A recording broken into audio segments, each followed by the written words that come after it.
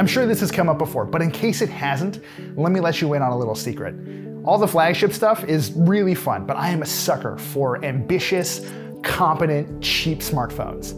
The iPhone SE is a great example, and Google's Pixel 3a XL is by far my favorite Android phone of all time, and I was really hoping that Samsung's $400 Galaxy A51 would be just as good as those devices. It's not, really.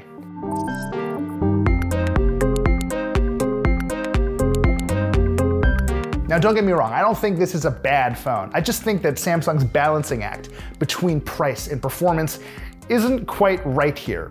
For all the good the company did using the A51 sometimes feels like you're getting a little less than what you paid for, and who likes that feeling? Anyway, let's start with what Samsung got right.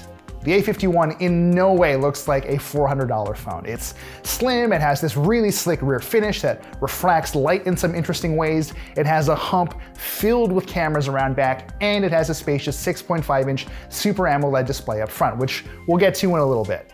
Beyond that, there is also all of the usual stuff. A USB-C port that supports 15-watt fast charging, a combination nano SIM and micro SD slots so you can augment the phone past its stock 128 gigs of storage, and if you're a music fan, you'll also appreciate the fact that there is a headphone jack here because the A51's single speaker is pretty terrible.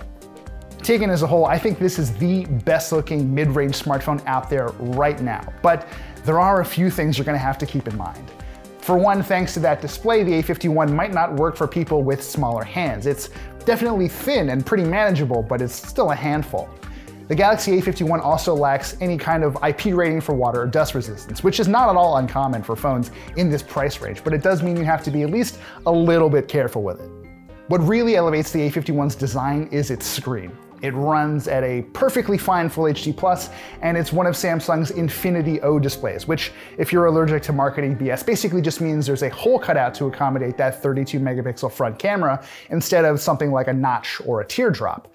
Now, that cutout is really small, and it's normally the kind of thing I would stop noticing after a day or two, but for some reason there's a ring of bright metal around it. It's almost like Samsung wants you to know that hole is there at all times. Thankfully, the rest of the screen is pretty typically Samsung. You've got deep blacks, really punchy colors, and pretty good viewing angles considering the price you're paying for this thing. Its max brightness feels a little weak, especially in strong daylight, so outdoor use could be a little tricky, but this display is pretty well suited to hanging out at home and watching YouTube videos, and I know there's a lot of that going on right now. Thanks in large part to that screen, the A51 is a stunner, visually speaking, but you don't need me to tell you that looks aren't everything. And it didn't take long for this thing to get surprisingly frustrating. Just look at the fingerprint sensor, or metaphorically look at the fingerprint sensor because it's under the screen. It's not great. When it does work, it usually takes a little while to match up my thumb to the data stored on the phone itself, but sometimes it just doesn't seem to do anything at all. Normally you'd see a bit of green splashing around your finger to let you know the sensor was at least trying to work, but that didn't always appear. Wiping down the screen didn't seem to help, and neither did re-enrolling my fingers in the system itself, so for your sanity, maybe just set up a pin or an unlock pattern instead. A bigger issue became obvious pretty quickly once I got into the phone. This thing is surprisingly laggy sometimes. Switching between apps often felt a little too choppy for comfort, as did thumbing through pages of apps, or even just popping back to the home screen, you know, the stuff that you do countless times a day. To be clear, the A51 is far from unusable. When things did move smoothly, I honestly didn't have much to complain about, and you'll be fine if you're not the kind of person who's just glued to their phone all the time anyway. Still, these laggy moments will happen, and if you're like me, they will get obnoxious. Part of the issue probably lies with Samsung's choice of chipset.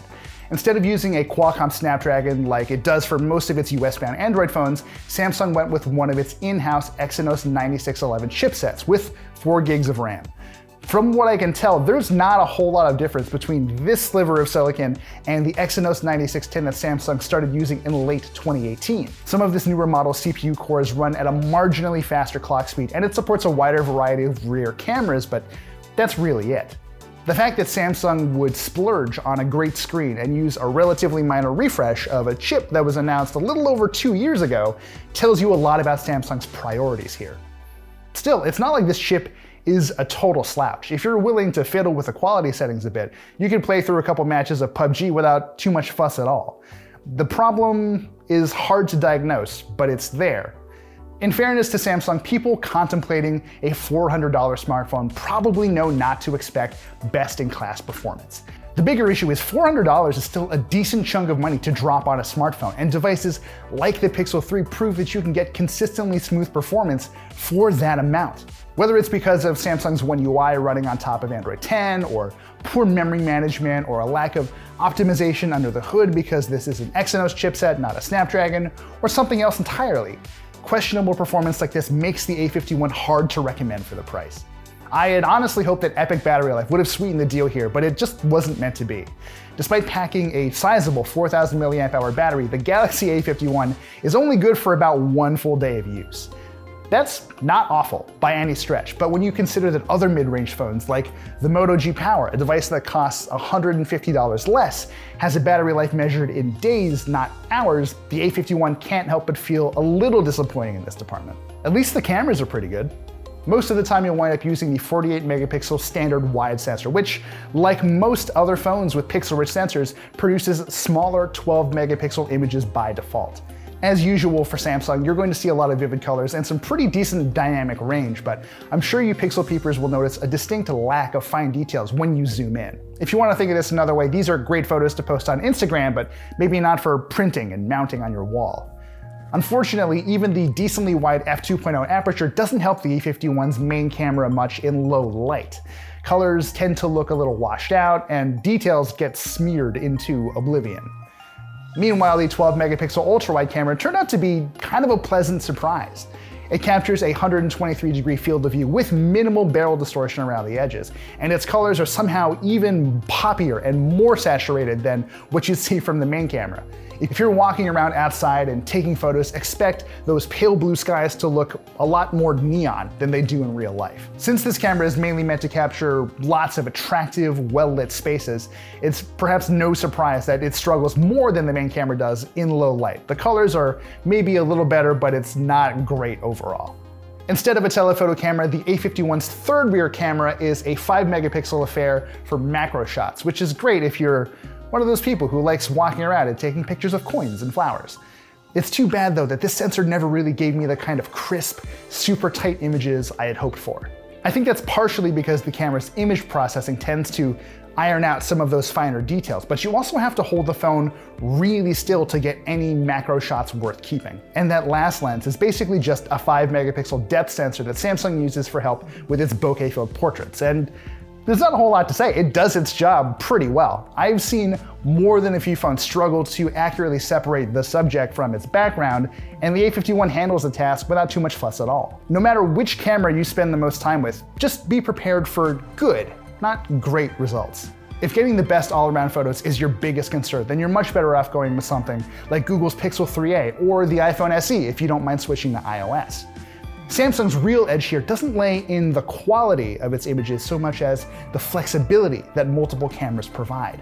They're not ideal, but the A51 basically gives you a decent enough tool for most shooting situations. Ultimately, with the Galaxy A51, Samsung tried to bring some flagship flair to a more affordable smartphone, but the end result just feels more uneven than it should. Now, I said earlier that I don't think the A51 is a bad phone, and I stand by that, despite everything we've just talked about. I just think it's a bad deal. If the Galaxy A51 costs closer to $300, as it does in certain markets around the world, I would have a lot less to complain about. If you spot a good deal for one and prioritize a good screen and decent cameras over basically everything else, sure, go ahead, check one out, you probably won't hate it. But if you're not in any kind of rush, do yourself a favor. Wait for Google to announce its Pixel 4a and then decide. Oh, guys, I really wanted to like this phone. I don't know if you can tell that I'm bummed that this thing just wasn't a little bit better, wasn't a little more consistent with its performance. That's all it would have needed. Anyway, that was our review of the Samsung Galaxy A51. Thank you so much for watching. As always, if you have feedback, please leave some in the comments or email me at v@engadget.com, unless it's about my quarantine haircut, in which case, I already know, I don't need you to rub it in. We're just gonna move on. Thanks again for watching. We really appreciate your support. I'm gonna keep making videos from my living room and hopefully get better at it, so stay tuned for next time.